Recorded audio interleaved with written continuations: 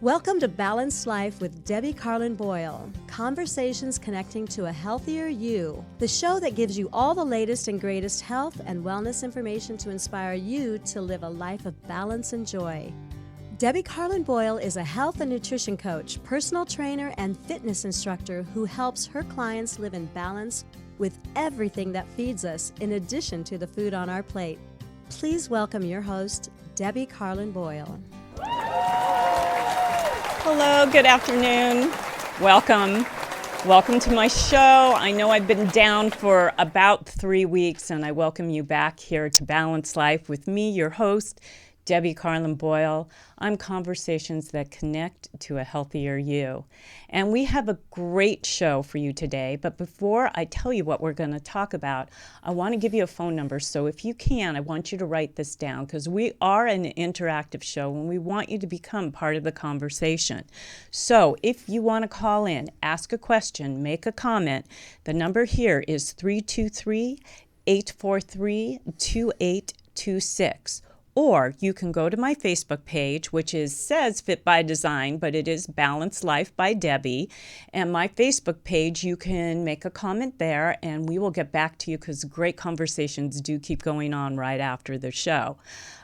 So I invite you to join us today and to become a participant in what we have to talk about.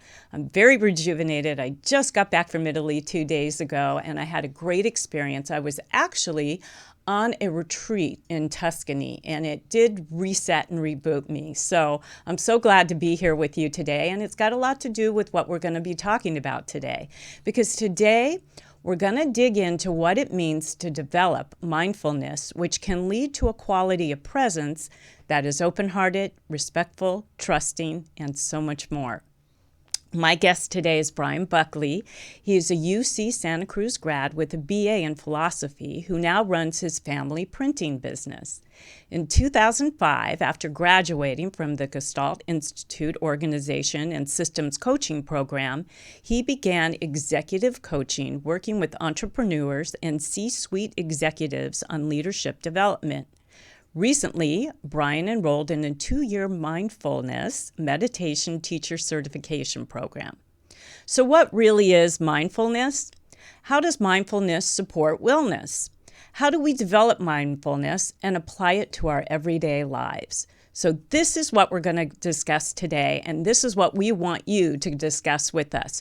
So will you please help me in welcoming my guest today, Brian Buckley, to my show?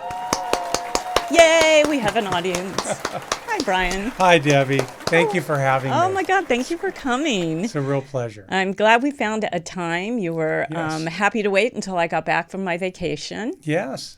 And, I have to say that Brian and I went to the same high school. We did. Our paths kind of crossed at a couple of parties. Brian doesn't remember. I do, because I remember Brian. I'm older. Yeah, and you have a sister closer to my age, so I knew your Correct. sister.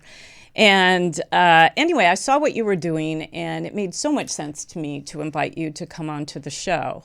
And so I want to start with, Yes. even though I just mentioned that we grew up in the same town, I want to start with where you got started and how you got into and why you got into this kind of coaching that you're doing today. And then we'll get into what it is and how it works.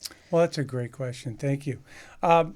So, Debbie, I got into, I graduated college, and like most people, I did not know what I wanted to do. So when you were studying philosophy, you didn't have any idea what you wanted to do with that major? I think at the time I thought I was going to go to law school. Okay. So you had a thought. I did have a thought. But I came out of school, and I was young, and I moved to San Francisco, and said I was going to take a year off. And then a year later, I said, well, maybe I'll take another year off. Uh-oh. Right. And I never went back to As a parent, we say, uh-oh. And that was exactly it. I never went back to school. And I ended up in the family business and really kind of struggled with finding my own identity with that. So tell me more about that. Yes. So was it because it was your family's business and there were certain things that were expected of you? Were you having trouble interacting with the employees, or what was it that was eating away? That's a really good question. So for me, what it was is finding a way to be authentic, to be me. And yes, there was this sort of existing structure that I had to come into, being a family business, my father, and finding my own way, my path within that business. That's where the struggle was. And eventually, I was struggling so much, I was trying to decide, well, maybe I should leave the business and go do something else. And I hired a coach. Okay, because you had the wherewithal to, or the mindset to think, I can do better, and I may need some help. And I find that people find it difficult sometimes to take that step. They just cut things off rather than going for getting a coach or getting the help that they need to make something work. So that's really that's very noble of you to have figured that out at a young age. Well, thank you. It was exactly that. I just was very lucky. I happened to go to an industry type of meeting, and this guy got up and spoke, and he was very dynamic, and I was drawn to him. He was an older gentleman, and I went up to him afterwards and talked to him, and he was coaching, and I hired him as a coach, and that really shifted for me so much. And what kind of coach was he? Was he like? He was just a business coach. Okay. But the thing that was impactful is the first thing he had me do is I would sit with him and I'd say, well, it was his, if he would just change, or if he would just do this, or if he would, and he said, stop a minute. And he turned my finger and he pointed at me and he says, it starts with you. And that was the big shift. And then he had me read Stephen Covey's 7 Habits of Highly Effective People. And that had a huge impact on me as far as shifting my life and being more authentic and genuine. And that's, Stephen Covey didn't call it mindfulness, but his habit number 1, proactive, is really about mindfulness. Taking steps. And, the very first step you took was going to see this coach speak. Correct. And I think that when we put it out, sort of, even even as a conscious thought, when we put out that we need a direction, that something's not working with something, that our guides, if you will, throw us into the right direction, put us somewhere that takes us to the place we're supposed to go. And it seems just the thought itself got you to that place and I think it's really important that people understand to stop and listen to those things where you are supposed to go, because your guides will guide you if you allow them to, those little voices that tell you to try something, to do something, try to listen for the most part, and I think that's the first step you took. It was. Like I said, I was struggling and confused, and I don't know that I was conscious of that. But I put myself in that position to get exposed to this gentleman, and that really shifted everything for me from that point on. Right. In my business, and then after working with him for probably 5 or 6 years and completely transforming my family business, the printing company. He said to me one day, well, what do you, because I was telling him. Let's go back. Yes. Transforming the printing company. How did that take root? Tell me what that looked like. Well, based on what you're teaching. Honestly, what had happened is that I had a little side business. I had a little record label, and I had a little band, and I was trying to sell, and I wanted to be in the music business. And so the big epiphany for me is that I realized that it wasn't about the widget, whether I was selling CDs of a band or selling printing, that it was the relationships that I had with the people that I worked with. And that was the big epiphany. It was like, oh, I could still have my rock and roll business in the printing business. I could still show up as me authentically in this business. And once I did that, everybody around me, because as we change, is that thing that people say, well, you can't change people. And that's true. by changing yourself, you transform the field, you transform people around you, and that's what changed my business. That's why I asked you, because Yes. I knew that. And I think that's really important for people to Yes. understand. Yes. Doing the work on yourself. If you want to see something change in your life, it isn't putting it on somebody else, or it's within you. Correct. And that's how everything flows. That's really true. And that you prove that. I mean, it's concrete for you. Yes. It's very concrete. It's what shapes my coaching Yes. today with executives, is that I'm not interested in them telling me about what everybody else is doing. It's about, what are they doing? What's their level of awareness in the way that they're interacting in relationships with the people they work effective. What an effective way. It is. So now we can go forward. Now we Yes. know that you transformed your business through this method. And I saw how effective it was, Mm-hmm. because you're right, that was the big piece. Because then I went, wow, this really Works. worked. This really worked well. And so then I got interested. I said, well, I want to know more about this. I didn't really understand what I did at that time. It was just like, wow, this is really working. So I got interested in coaching, and I said, hey, I'm interested in being a coach and learning more about this, because I want to help other companies do this. And so he directed me to the Gestalt Institute in Cleveland, which had a coaching program there. And I got involved with that, and that's where I did my coaching training. And did you physically yes, you physically went there? Yeah. At Okay. that time, I was living in Indianapolis. Oh, so it was a little it was in easier. Cleveland. So I was driving to Cleveland. It was about an 18-month program, I think. And so we'd go over there every few months for a long week and do the training. And it was very... And so what, just to touch briefly, Yes. what was the training? What, just in a nutshell, kind of.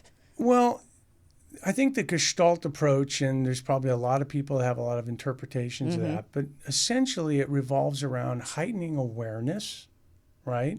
Around how we make meaning, about how we understand the world. And when you, and so as a coach, I want to support my clients and heighten their awareness around maybe habitual habits that they have that are having negative consequences in their behavior and how it's impacting everybody. That's right. For example, a leader walks in and we have a lot on our mind, and we come into the office and we come through the door and we beeline right to our office and we jump into our email or that phone call we got to make. And we don't realize that we walked by the receptionist, we walked by all those different people. We didn't acknowledge them, have any sort of connection with them. That sets something up for the day. Yeah, so that's sort of slowing down, being a little more mindful, a little more pausing, a little more aware of how I'm impacting the situation. I'll give you another good example. So anybody who's ever been a supervisor or manager of people, and you come walking into your department and everybody all of a sudden starts looking like they're really busy. You come walking in the room, it's like, and you don't say anything, you don't do anything, but your physical presence in that space Intimidates shifts everybody, shifts everybody. And there's nothing really you can do about that, but if you're aware of that as a leader, and I can walk into that office holding that, I can have a better intention of how I want to interact with those people. And so it makes a huge impact. I was just going to say. Huge impact. How powerful. Yes. So if you walk into the room with not, let's say, an attitude of I'm in charge kind of thing, but you walk into the room of a friendly, how's this, how are we going to make this day a great day kind of attitude. Nobody looks down and pretends they're busy. They're all now interacting with you. Is that what you're saying? That's exactly it. I mean, I think that they say that communication, that only 7% is the words that we say, and I forgot, 35% of it's the tone in which we say it, and 65% is our body language. How am I standing? Do I have my arms folded? Am I closed up, or am I open? Is my tone inviting? God, don't you just wish that everybody would do this coaching program, is go to the Gestalt Institute? Because this is very powerful, Brian, very powerful. Because I mean, in business, of course, because that's what, makes the world go around. We all have businesses that we have to interact with employees and coworkers. And what a great place the world would be if everybody stopped for a moment and really paid attention to how they can make an impact in that room, how they can change things through just body language, attitude, a few words, a few looks. Right. How powerful. And as a coach, that's what I try and do. Is I try and support my clients in heightening their awareness of themselves. And we're going to talk about we're actually going to talk about the actual process that you do with them. Yes. But before we do, we want to get to a couple of definitions, if you will. Please. And one of the definitions would be what is mindfulness? I mean, it's an easy thing to say, but what is it really? That's a great question. Yeah. So generally people talk about mindfulness as being intentionally focusing on our present moment experience without judgment. And so the key sort of elements that it's intentional. It's on purpose. We make a choice to get mindful. Mindfulness doesn't happen by accident. We have to choose to get mindful. It's really important. That's right. We have to choose it. I do this being a coach myself, a nutrition and health and wellness coach. I have to get my clients to stop and think, because if they're not mindful about what they're putting in their bodies, let's just talk about nutrition itself. If they're not mindful about that, obviously we can see the repercussions of what's going on, what can happen. Disease, weight gain, depression, I mean, you name it, across the board. These negative things that happen to you if you don't stop and think about that. Correct. And it's so easy for us not to in so many facets of our life. Right. So it's really, I think it's a bit of an overused word, but it's very potent if you understand its meaning. Correct. And being that we can choose, we have a choice. Correct. To stay aware and to be present and not to be, so many times people are shoveling food in their mouth, thinking about the next meeting, thinking about their next day, whatever, and not really thinking about what they're actually doing in the moment. Correct. We work on autopilot. Everybody has the experience where they get in their car in the morning, turn the car on, back out of the driveway, and then all of a sudden they pull into their parking space. Yeah. And you don't know anything that happened in between. I don't know how I got here. Yeah. That's right. And how do we bring and let me say this about being on autopilot or habits in that sense. They aren't always necessarily negative.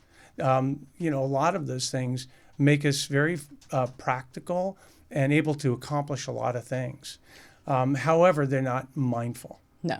Right. And in some ways, they do help us get through a day. Oh, sure in they other do. ways, they can be detrimental to us. So this is where the mindfulness, the stop to smell the roses kind of thing comes in. Correct. So, I like to think of it as that mindfulness is very similar to the idea of taking a conscious pause.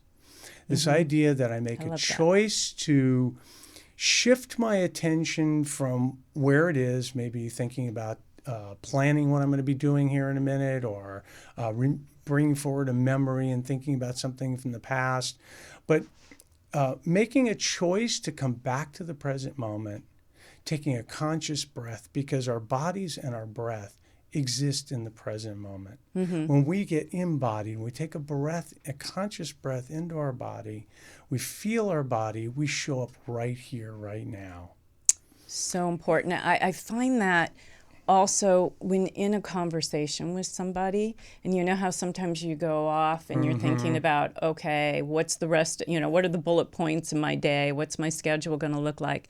And then the person will look at you and go, you didn't hear a thing I just said. Right. Or are you listening? And you feel awful when they say that because you're off over there, and this is so powerful. I work on this because I always have a million things going on being an entrepreneur. And what I do I can't really coach it to clients if I don't do it for myself. And I really have to work on listening, being a good listener. Right. Because that's being in the present moment. And that is how I can respond to a client, my kids, my friends, my colleagues, whatever. It's a way, but I have to really, again, make a conscious effort to do that. Correct. And the flip side of that, Debbie, is think about how it feels to you when a friend's really listening to you. Yeah. Right? Because isn't that all we really want to be, is heard? When we feel seen and heard, it's a powerful, that's how you build trust, love, all those sorts of positive things that come out of being seen and heard.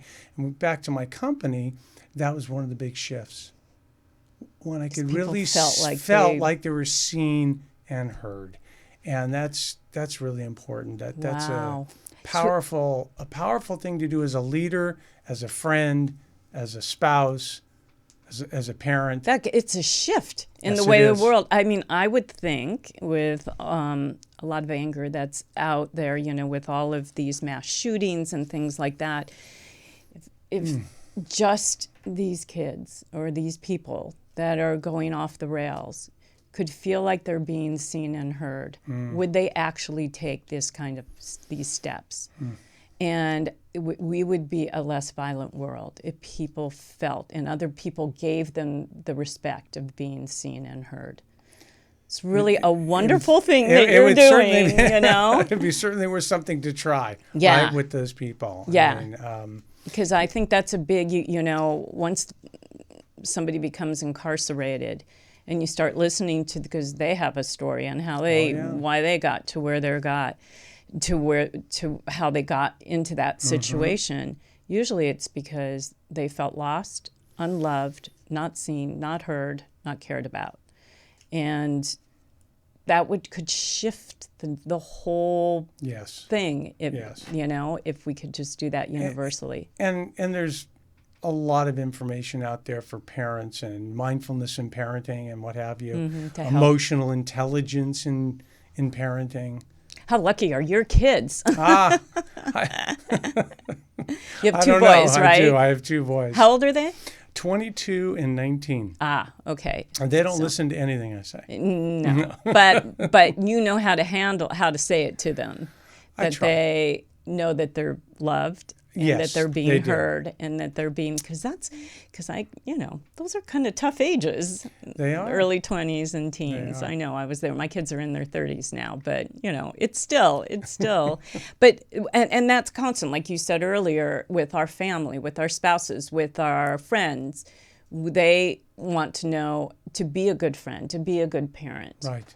The other person wants to know they're being seen and heard. Right. And that's that mindfulness piece, or that conscious pause piece, like the ability to stop, shift my attention back to this present moment, and take a breath and relax, and then have a conscious response. Figure out what's your intention? How do you want this to be? If I have to meet with my son, I have a difficult conversation with my son or my wife or my parents or a colleague, what have you, that ability to just pause and relax, and go into it, and set an intention, have an idea of what you're doing, a conscious choice or mindful choice of how you're going to respond. So let me ask you, so if you're in a situation so we have in the moment where somebody's maybe coming at you or being very threatening to you. So we have that where you stop, it's like the road rage thing, right? I can take this one way or I can take it another. And the way I take it is actually going to have impact on the outcome. So that's one form of mindfulness. When you have time to think about, let's say you have a meeting the next day, or you have a presentation the next day, or a pitch of something, the principles of mindfulness can be used towards something that you're doing in advance as well, right? Correct. I guess, could you use them in advance? That's a great question. I don't know that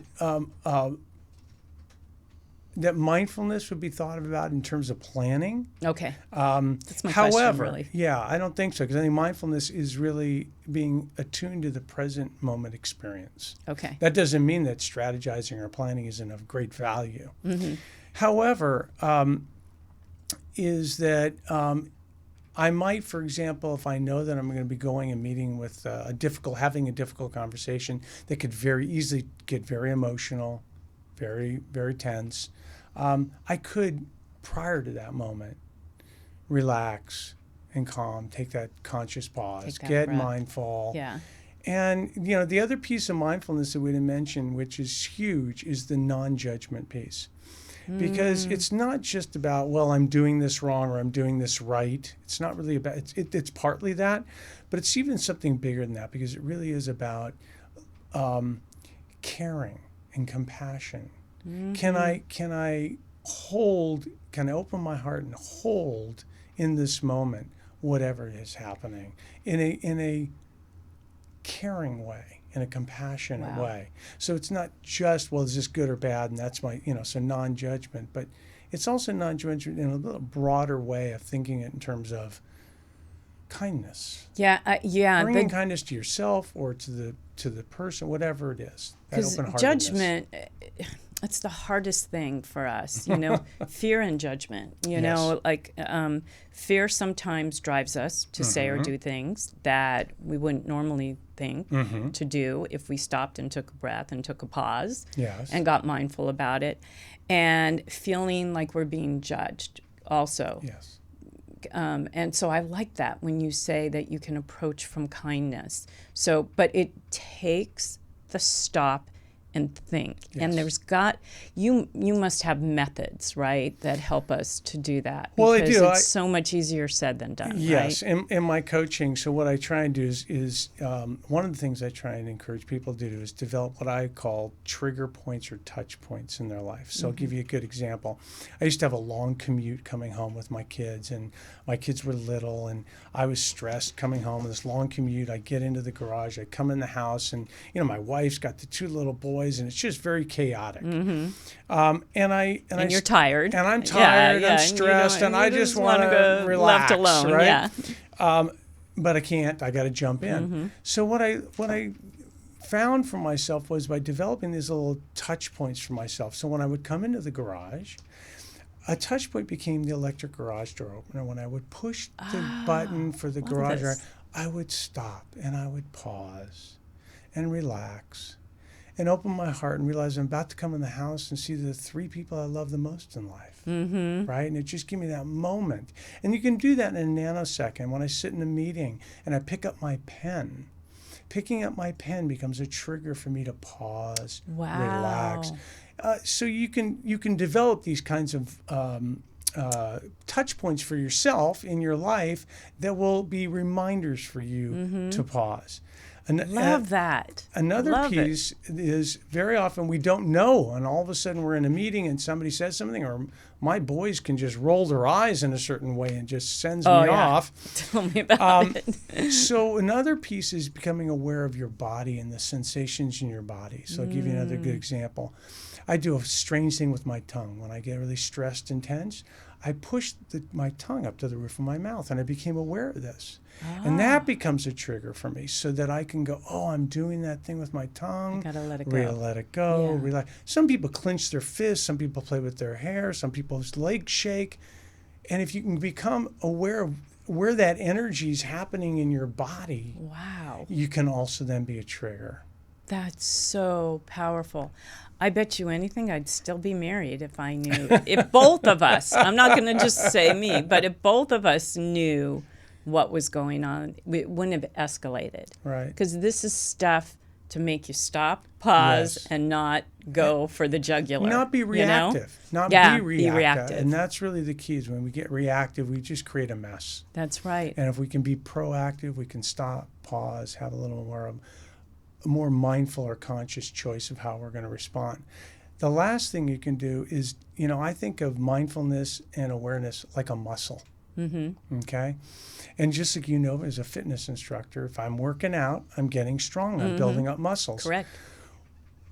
Meditation mindfulness meditation is exercise for our brain and our mind.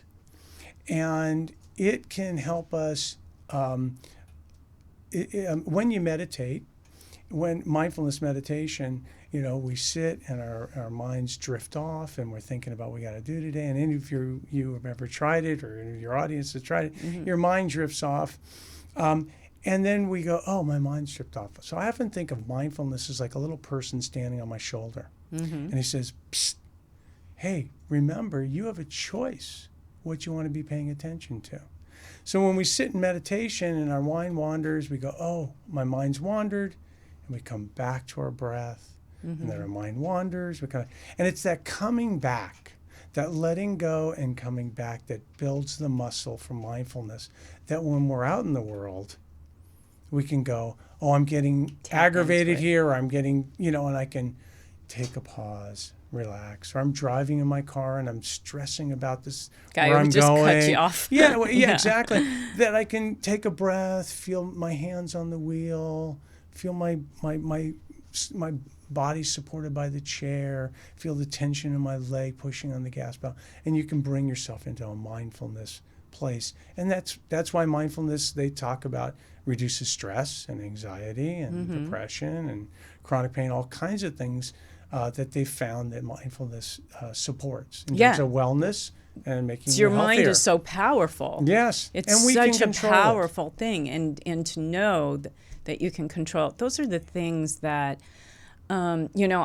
in the wellness sort of post-marriage, so the last 8 years, I've really been studying a lot about the body-mind connection and how powerful it is. And I've become, and if you talk to my kids and my friends, I've become a different person because I have taken the awareness to a new level, as you said. We have a phone call, so we're going to take a call from a caller. Hello, caller, are you there? I am. Hi, what's your name and where are you Hi. calling from? My name is Julie, and I'm calling from Oak Park. Oh, hi, Julie. How are you? I'm well, thanks. How are you? I'm good. Thanks for calling and thanks for listening. Do you have a question for Brian today? I do. I'm actually listening to the podcast, and I'm loving what he's saying. I'm just wondering, when life is super chaotic, as it, either always is or currently is, how to do what he's saying. Okay. How Good to question, pause. Julie. Good question. Yeah, getting back to what I was just saying, if I had, because like I said, before my breakup, I wish I had these exercises, these skills, this know-how. Yes, great question. Thank you, Julie. I would support this idea of creating touch points and trigger points for yourself in your day. Those things that you can do, like whether it's opening a garage door, whether it's turning the key, or when you get to your office or to an important meeting and you turn your key, the car off. Maybe it's that turning the key off that is your trigger that says, time to pause. So how do you create touch point? What do you do? Do you make like a list of things that could be touch points just so you're conscious about it? Otherwise, they're going to fly away from you. For me, I guess the ones that I created for myself and I encourage my clients to do is create those that are around your world. And when you find that you get most activated so for example, in my case, it was, I had a bad habit that when the phone would ring, I'd quickly grab the phone and answer it. And instead of waiting a moment, and that the ring of the phone was an opportunity to say, oh, pause and rest. Because very often when we're busy lives and the phone rings, it's interrupting us from what we were just paying attention to. Right. I was just involved in something else, and all of a sudden this intrusive phone's ringing now, and I pick it up and go, "What?" Yeah. So that was a trigger. That was a trigger. And you knew to be conscious of that. So I wanted to be more responsive there. I told you about the garage garage door door. closer. So Picking up my pen was a big one for me too, because I'd go into meetings and it might be a tense meeting, and I'd pick up my pen, and that again was my to take sort a of trigger breath, to take a breath and make relax. sure you're in the moment. So really, it's sort of sitting down, looking at your life, seeing where those things are getting triggered for you, and what's happening right before it. Right, so it's that step right before Interesting. you got triggered. Yeah, you know, of course. It might be that I went in to see my son and his room's a mess.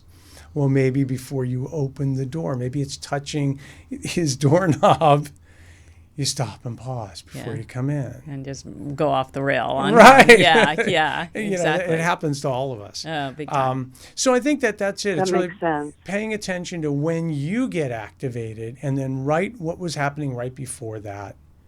What then for you could be the touch point or the trigger. Right. Very good. Does that help you, Julie? Thank you. It really does. Personalizing it, and I think also imagining where I might be, and being a little better prepared for these, touch points. That's great. Thank you. Yeah, you need Thank to you, write a Julie. book, Brian. Really helpful. Julie, thank you for calling in Thank today, you, and you can Julie. continue to watch. And if you have any more questions or comments, go to our Facebook page, my Facebook page, if you want, and we'll keep the conversation going. Thank you so much. Thank Great. you, Julie. Have a Thank great you. day. Bye. Bye. I'd like to go back to, or continue on with that, and Yeah. that is meditation. I can't Yes. emphasize enough. Yes. And people say to me, I think one of the best ways to think about meditation is what it's not. And it's not, people say, well, I tried it, but I couldn't stop thinking. No, you can't. It doesn't work for me. We always hear it doesn't work for me. It doesn't work. Yeah. You can't stop thinking. That's impossible. So that's not going to happen. Another one is they have this sense that it's so passive. Well, it's not really doing anything. And I can tell you, I might be sitting in meditation, and it might look like I'm not doing anything, but meditation is an incredibly active exercise. For your brain. For your brain. Yeah. There is so much going on inside And again, me. that's where this is command central. This is where everything starts. And it's funny because stops. people, they have a picture, or they see someone meditating, and they go, oh, I couldn't just sit. Yeah, and they're relax, like rest this and- yeah, but yeah. the reality is there's so much going on inside, and so much work and developing. And it can be 5 minutes a day. So can I share one more thing? I was going to say, yeah. So one more please. thing about meditation. So when people say, well, they don't have time, or how do I get started with this? And I just want to share one thing that I did when I first started meditating. So I'm one of those kind of people, I get up in the morning, I have to have a cup of coffee. Yeah, That's my routine. You're one of many. I'm probably I one don't of know many. too many people that don't do that. Exactly. So I would get up, I'd brew my cup of coffee, and then I would go sit down to meditate. Mm-hmm. And what I did was that I used my coffee to help me be mindful and meditate. So I'd sit and I'd start to meditate, and my mind would wander, and I'd start thinking about all the things I got to do today, and I got to remember to do this, and then I'd go, oh, that little voice would say, psst, hey, remember, you're supposed to be paying attention to your breath. And so I would take what I would do is then I would stop thinking about what I'm thinking about, and I would pick up my cup of coffee, very mindful, and I could feel the warmth of the mug. And the smell. And the smell. Right. And I would take a little sip, and I could feel the warmth and taste it, and mindfully put it back down, and then go back to my breathing.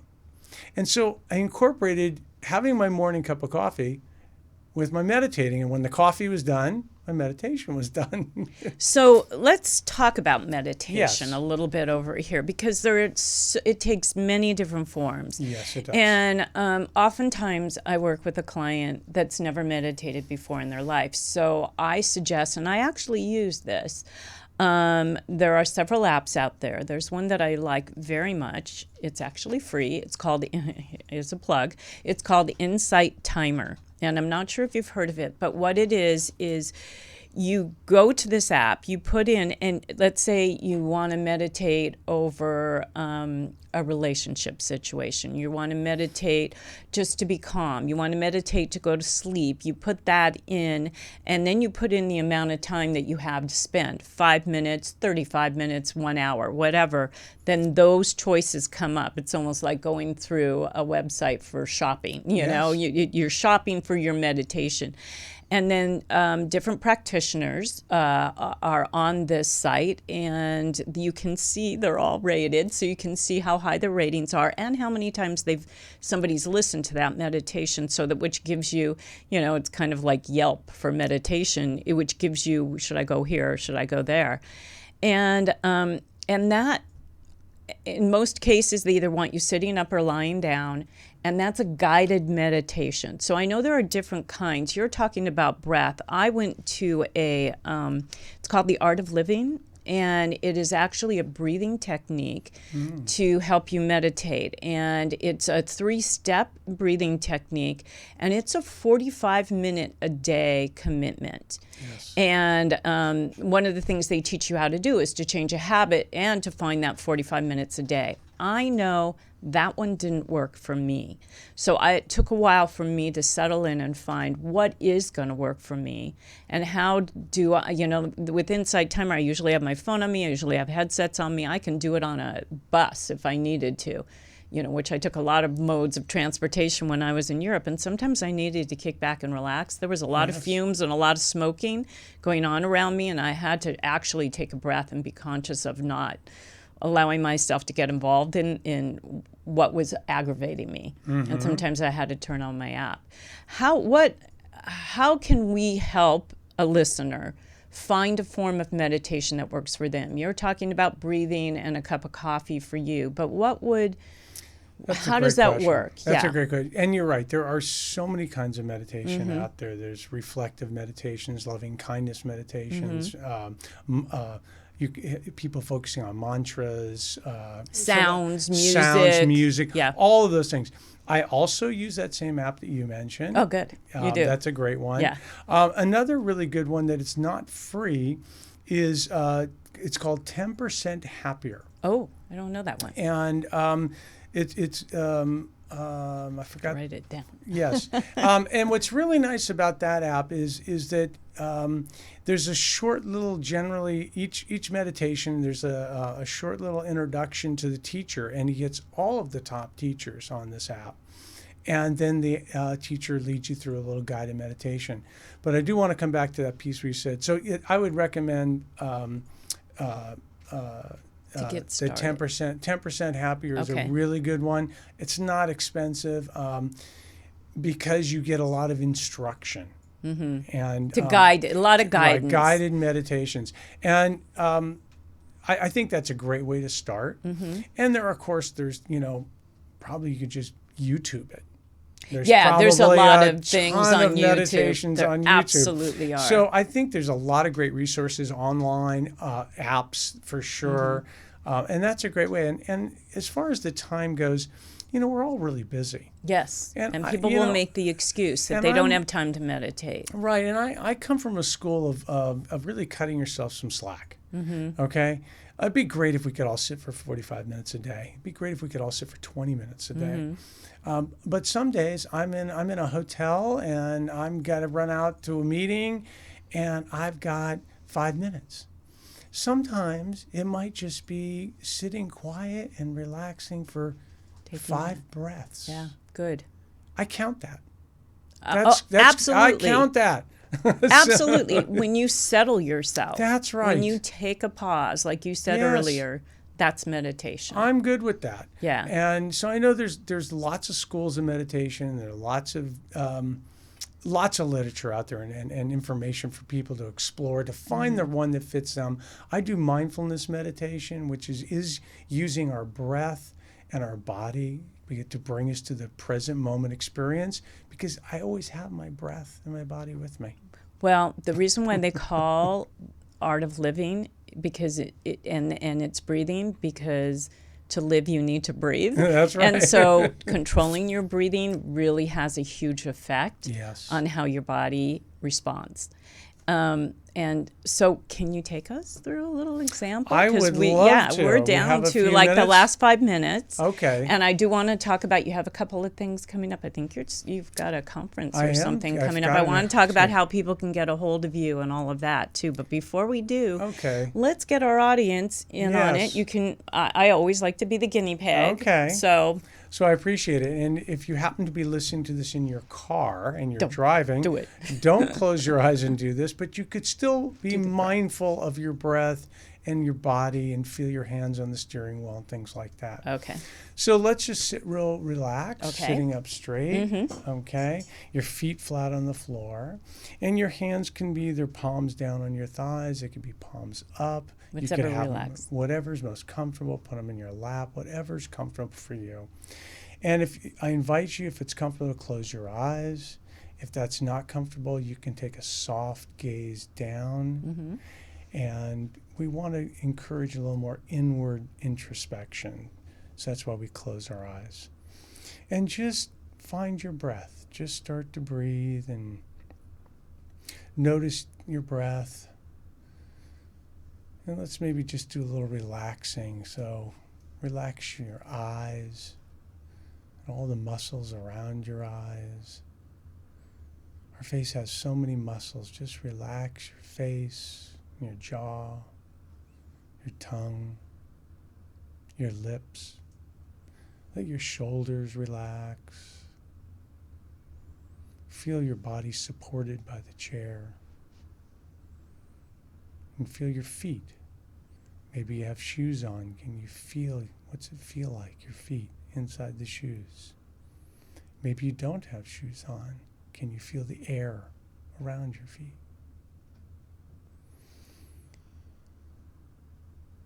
Can you feel your breath in your nose and the back of your throat? Nice and easy breath. Can you feel your breath in your side body as your ribs expand in your back? Can you feel your breath in your belly, the soft rise and fall of your belly? I like my attention down there because often in life people say, follow your gut. Where is your gut? And we'll just let your breath just be easy and relaxed. And if your mind starts to wander, maybe notice where did it go. Were you planning? Were you remembering something? And come back to your breath.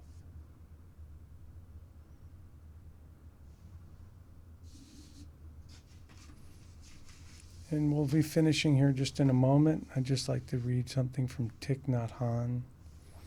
If you think that peace and happiness are somewhere else, and you run after them, you will never arrive.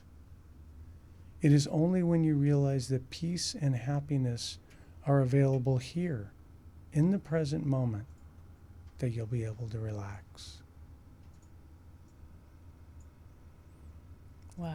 And a few last breaths, and when you're comfortable, just easy opening your eyes and come back. Wow.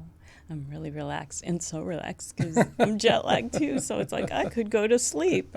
Wow, Brian, that's very, very powerful. Well, I appreciate that. And of course, as you do it over time and as you practice it, your mind might run around. You might have to find yourself coming back 10 times or 100 times. It's all okay. It's all okay. The fact is you're practicing it. Right. And habits can change over a period of time. They And can. really we're talking about that overall, is that we can create new good habits.